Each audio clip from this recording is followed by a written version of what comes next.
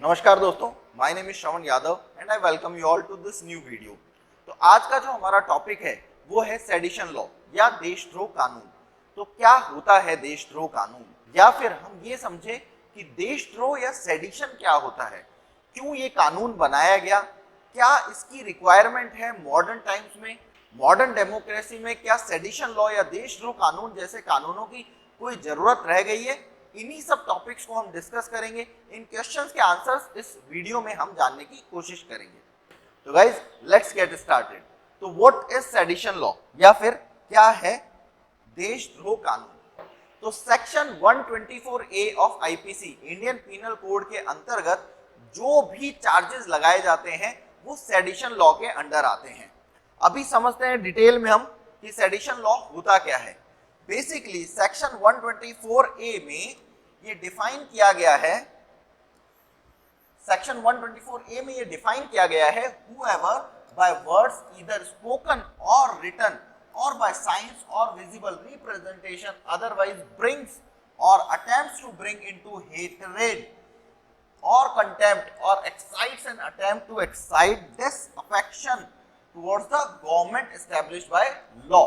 तो क्या कहना चाहता है ये कि जो गवर्नमेंट है जिसे लॉ से एस्टेब्लिश किया गया है, सपोज इंडियन गवर्नमेंट की हम बात कर लेते हैं, बीजेपी की जो अभी गवर्नमेंट है, उसके खिलाफ कोई रिटर्न में या फिर बोलकर या फिर किसी साइन लैंग्वेज या रिप्रेजेंटेशन के थ्रू हेट्रेड फैलाने की कोशिश करता है, लोगों के बीच हेट्रेड फैलाने की कोशिश करता है, तो उसको Indian penal code 124 section 124A के अंडर सेडिशन माना जाएगा, उसे देशद्रोह माना जाएगा।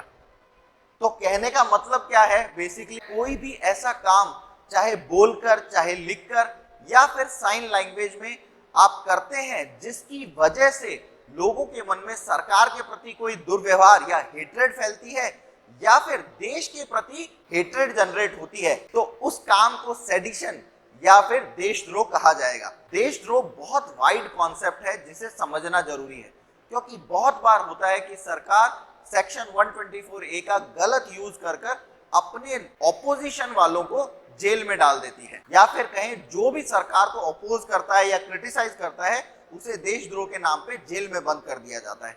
तो इसे समझना बहुत जरूरी है। अगला क्वेश्चन उठता है, क्या किसी भी तरह से सरकार को क्रिटिसाइज करना देशद्रोह है? नहीं।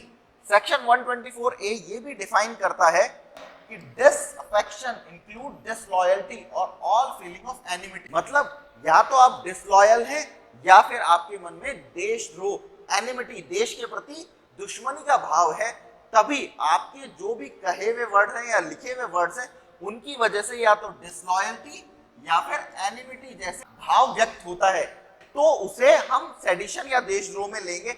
बाकी अगर आप लॉफुल तरीके से कोई भी अमेंडमेंट करवाना चाहते हैं, किसी नीति का, किसी कानून का, कोई स्कीम का, किसी भी तरह किसी पॉलिसी का अगर आप क्रिटिसिज्म करते हैं, बट वो क्रिटिसिज्म कैसा होना चाहिए, उससे कोई हेट्रेड ना जनरेट हो, लोगों को आप भड़काएं नहीं कि आप सरकार के खिलाफ युद्ध करें, सिविल वॉर जैसी सिचुएशन बनाने की कोशिश ना करें।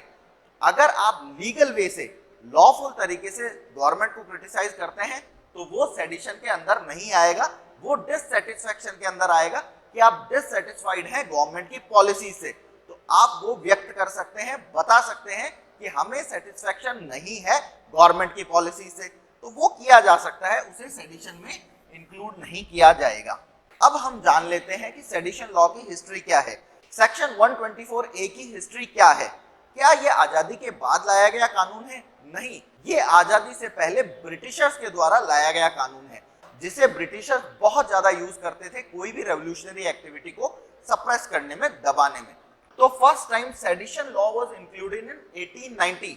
1890 में इसे इंक्लूड किया गया 124A को आईपीसी में, और इसे स्पेशल एक्ट 17 के थ्रू लाया गया।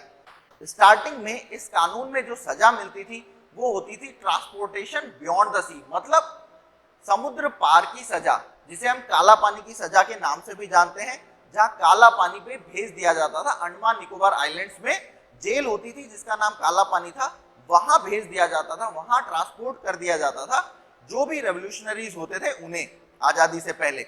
सेडिशन लॉ के अंडर, पर बाद में सजा को चेंज कर दिया गया और लाइफ इम्प्रिजनमेंट की सजा दी जाने लग गई, साथ में कोई फाइन भी लगाया जा सकता था। सेडिशन लॉ की अगर हम हिस्ट्री को देखते हैं तो उसमें एक बहुत इनफेमस केस है जिसके बाद आईपीसी 124 ए का स्वरूप चेंज हो गया। उसका जो पहले जो काला पानी की सजा दी जाती थी, बियॉन्ड द सी भेजा जाता था, उसे चेंज करके लाइफ इम्प्रिजनमेंट कर दिया गया। वो कब हुआ? जब बाल गंगाधर तिलक पर सेडिशन लॉ लगाया गया और उन्होंने उसके खिलाफ केस किया। अब हम देखते हैं कि सेडिशन लॉ की डेफिनेशन को लेकर आजादी के बाद कितने केस हुए।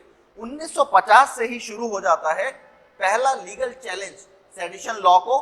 फर्स्ट लीगल चैलेंज दिया जाता है 1950 में Romesh Thapar versus state of Madras में, जिसमें criticism of government exciting disaffection or bad feeling towards it is not be charged a justifying ground।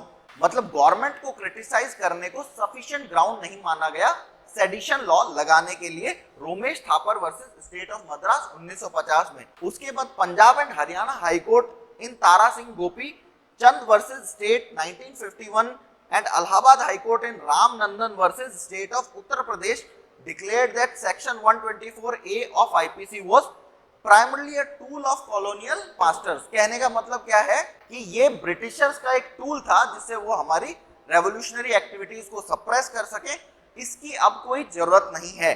ये कब कहा गया? तारा सिंह गोपीचंद वर्सेस स्टेट 1951, फिर दोबारा से इसे रिपीट किया गया Ram Nandan versus state of Uttar Pradesh in 1959।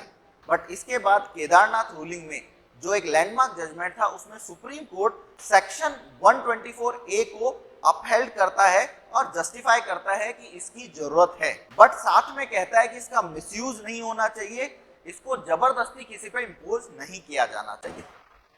At present sedition law की क्या सिचुएशन है? प्रेजेंटली सुप्रीम कोर्ट में एक फ्रेश चैलेंज आया है। पेटिशनर कौन है इस चैलेंज में? Journalist Kishore Chandra Wangkhemcha, Kanhaiya Lal Shukla and Trinamool Congress MP Mahua Moitra. इन्होंने मिलकर चैलेंज किया है दिस वुड इन्वॉल्व ए 7 जज bench considering whether the Kedarnath ruling was correctly decide और नॉट, कि केदारनाथ रूलिंग सही थी या नहीं, इसके डिसीजन के लिए ये चैलेंज आया है। पेटिशनर क्या आर्ग्यू कर रहे हैं? That the restricted Kedarnath definition, जो केदारनाथ रूलिंग में डेफिनेशन दी गई थी of sedition can be address through several other law.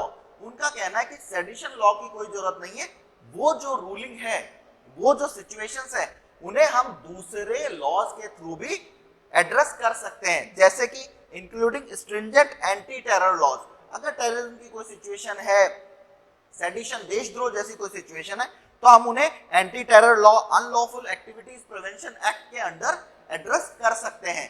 तो आईपीसी 124A की जरूरत नहीं है, ये पेटिशनर्स का कहना है। अब हम देख लेते हैं कि दूसरी कंट्रीज में जो और अदर डेमोक्रेसी हैं, क्या उनमें भी सेडिशन लॉ एग्जिस्ट करता है? तो जैसा कि हम फर्स्ट एग्जांपल देखते हैं, यूनाइटेड किंगडम जो फर्स्टली सेडिशन लॉ लाया इंडिया में, वहां पर 2009 में सेडिशन लॉ को रिपील कर दिया गया। अब वहां कोई सेडिशन लॉ नहीं है।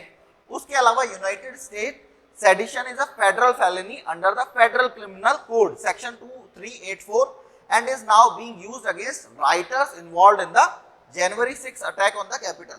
मतलब ये एक फेडरल इशू है, मतलब फेडरल लॉ है, मतलब स्टेट्स में ये लॉ नहीं है, तो फेडरल गवर्नमेंट, सेंट्रल गवर्नमेंट ही इसे यूज कर सकती है। यूएस में Australia repealed it's sedition law in 2010, Australia ने 2010 में रिपील कर दिया। Singapore also repealed the law citing that several new legislation can sufficiently address the actual need। मतलब सिंगापुर ने भी इसे रिपील कर दिया, ये कहते हुए कि बहुत सारे ऐसे लॉज हैं जिनमें हम नई अराइजिंग सिचुएशंस को एड्रेस कर सकते हैं, तो सेडिशन लॉ की जरूरत नहीं है। तो इस हिसाब से इंडिया को भी इस पे विचार करना चाहिए। इसलिए सुप्रीम कोर्ट ने क्या कहा है कि abuse of sedition law stop होना चाहिए, जबरदस्ती किसी पे सेडिशन लॉ नहीं लगाना चाहिए। गवर्नमेंट को लगता है कि उसे कोई अपोज कर रहा है या क्रिटिसाइज कर रहा है, तो उन पे सेडिशन लॉ नहीं लगाना चाहिए। तो लेटेस्ट डेवलपमेंट में सुप्रीम कोर्ट ने इनडायरेक्टली स्टे लगा दिया है सेडिशन लॉ के यूज पे। क्या कहना है? It will be appropriate not to continue with the offence of sedition till the government reviews the provision. कि सुप्रीम कोर्ट ने कहा है गवर्नमेंट को सेक्शन 124A के प्रोविजंस को रिव्यू करना चाहिए, और जब तक वो नहीं कर लेती तब तक उसे सेडिशन लॉ को यूज नहीं करना चाहिए। तो सुप्रीम कोर्ट का कहना है कि गवर्नमेंट को इस प्रोविजन को रिव्यू करना चाहिए। लॉ बनाना सुप्रीम कोर्ट का काम नहीं है, इसलिए सुप्रीम कोर्ट ने गवर्नमेंट को एडवाइस किया है कि आप इस लॉ को चेंज कीजिए और तब तक इसका यूज नहीं होना चाहिए। आई होप गाइज आपको ये टॉपिक समझ आया होगा, आपको समझ आया होगा क्या होता है सेडिशन लॉ, क्या है सेक्शन 124A और देशद्रोह के नाम पर कैसे गवर्नमेंट मिस यूज भी कर सकती है सेक्शन 124A का, ये भी आपको समझ आया होगा। आई होप आपको वीडियो पसंद आया होगा। अगर वीडियो पसंद आया तो हिट द लाइक बटन, हमारे चैनल को जरूर सब्सक्राइब कीजिए और नोटिफिकेशन बेल को ऐसे ही और कंटेंट को पाने के लिए ऑन कर लीजिए और अपने फ्रेंड्स एंड फैमिली के साथ जरूर शेयर कीजिए। नमस्कार दोस्तों, थैंक यू।